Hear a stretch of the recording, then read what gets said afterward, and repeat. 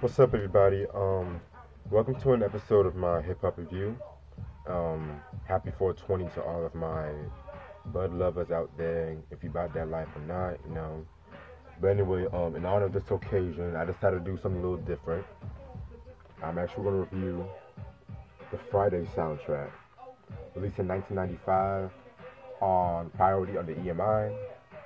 You guys know the movie about Friday, classic movie, definitely iconic in its.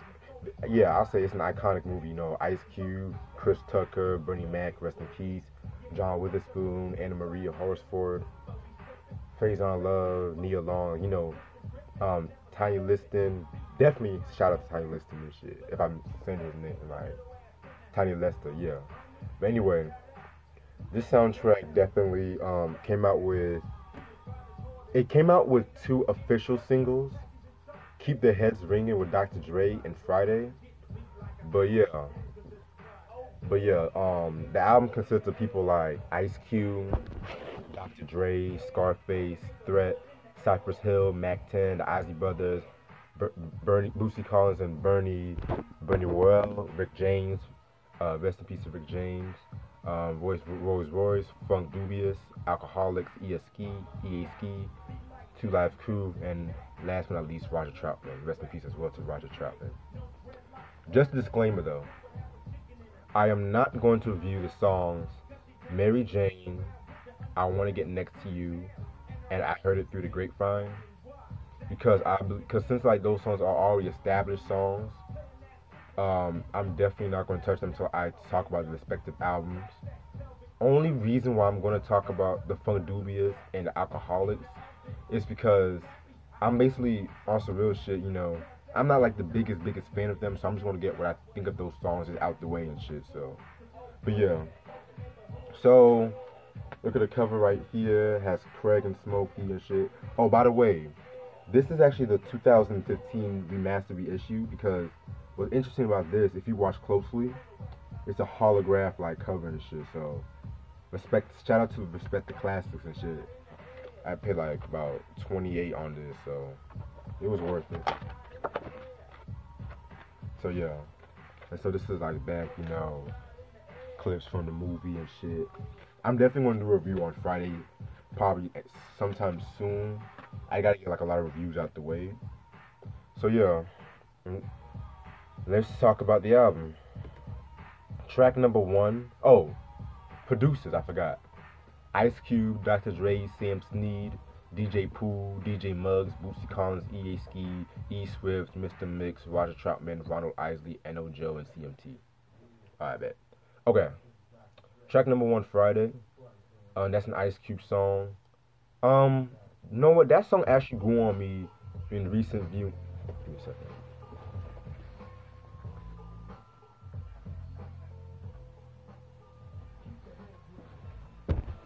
That song actually grew on me in heavy listening because this is like around the mid '90s when Ice Cube, you know, his rap career was kind of slowing down because he was getting into movies. So I peeped the song, like I like to peep some of his other mid '90s stuff he did on like soundtrack, and it's actually not a bad song, you know. Little controversy behind the song though because this is gonna be like a two-part kind of section. So, site, you know what? Actually, I'm gonna save that until when I review the later song off the album. Let me save that. But yeah, pretty dope song. Cube the producer shit, very dope.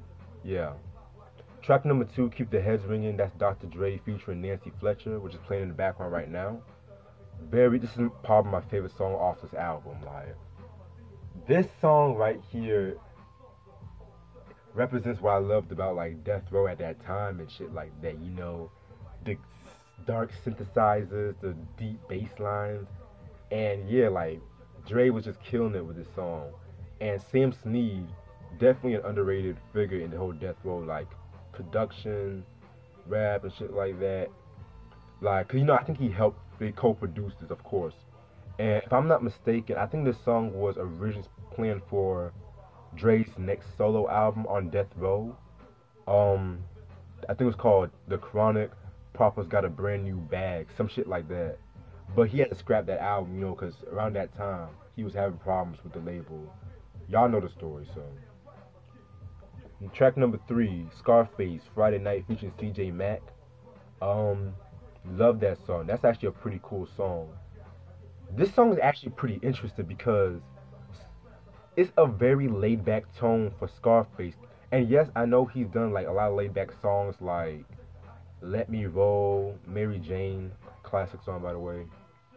But this one was on some other stratosphere. Like it was just like a real chill, laid back song. You know, him going out with his niggas Friday night, who they about to smash and shit like that. You know, yeah. And CJ Mack definitely an underrated MC and rap a lot.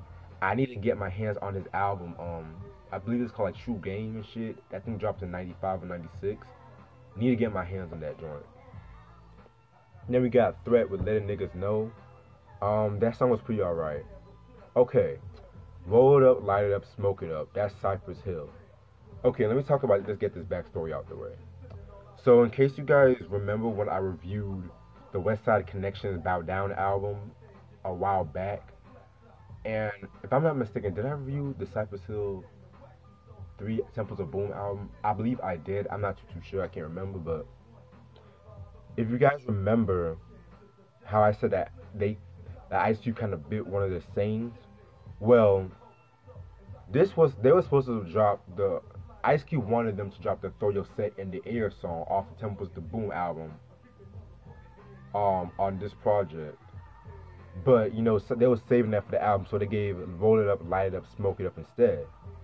If you listen closely to the Friday song I talked about Ice Cube, he was like, "Oh yeah, throw your neighborhood in the air." And then the Cypress Hill song was like, "Throw your set in the air, wave it around," like that shit like that. So they went on a little beef and shit, and in my opinion, that was actually one of my favorite hip hop beefs because I can't really give you a winner who won because they both West Side Connection and Cypress Hill came out hard with them diss tracks. So that was a very tight beef right there. But yeah, back to Rolled Up. Definitely, you know, a typical, you know, Cypress Hill song. You know, sound like something that was left off of Temples the Boom.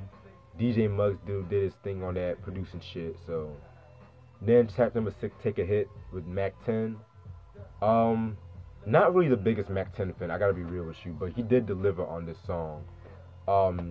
This song there, I love the beat to this song. It has a very lo-fi-ish, chill like vibe with it, so I love that. Track number 7, Trying to See Another Day. That's the Ozzy Brothers. You guys know, if you guys watch my channel, I mentioned Ozzy a couple of times. So this was around the time when they were kind of going through like a little transitional comeback phase, like the introduction of the whole Mr. Biggs character, but it's not displayed on this song. It's just like a song like waking up, you know, you got some shit to do and stuff like that. Trying to make that minimum wage, you know, all my people know. Like, shout out to all my minimum wage people right now and shit. So, yeah, so shout out to that. So, it's just like a very, like, you know, a day in the life kind of song, you know, but in a funkier twist. Track number 8, You Got Me Wide Open. That's Booty Collins. That song, every time I listen to that song right there, I just get this whole like nostalgic feeling. Like that's definitely a chill, laid back song. In other words, Miss Parker's theme. So yeah, that's a very smooth, chill song.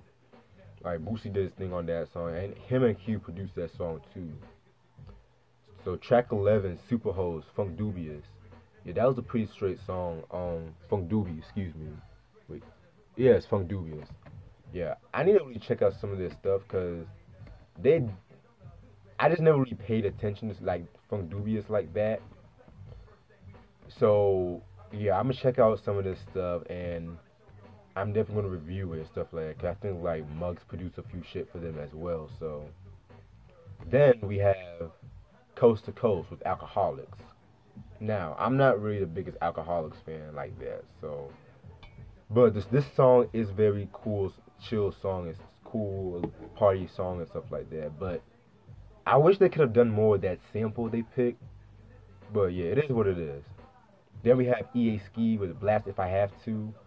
Love, love, love that song.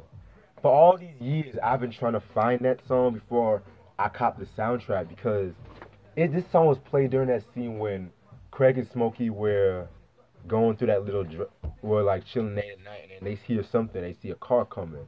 All of a sudden, they yell, "Drive by!" And every time I'd be trying to hear the lyrics, bah, bah, bah, bah, like the gunshot just so loud and shit. I could barely hear the lyrics. So all these years, I was like, "Damn, I gotta find that song." Yeah, that was a pretty funny, intense scene though. So, and the last song we're talking about is Hoochie Mama with Two Live Crew. Yeah, Two Live Crew. Y'all know what y'all get into when you listen to that. And so this album was re-released a couple times. So the 10th anniversary, they added a second disc called it like with all like slow songs like the 70s songs they played like Get Up, I Feel Like Being a Sex Machine by James Brown, Little Child Running Wild from Curtis Mayfield off the Superfly soundtrack, Heartbreaker Part 1 and 2 like Zap, like yeah, I believe that version actually out of print. So overall, this album right here is definitely a classic soundtrack.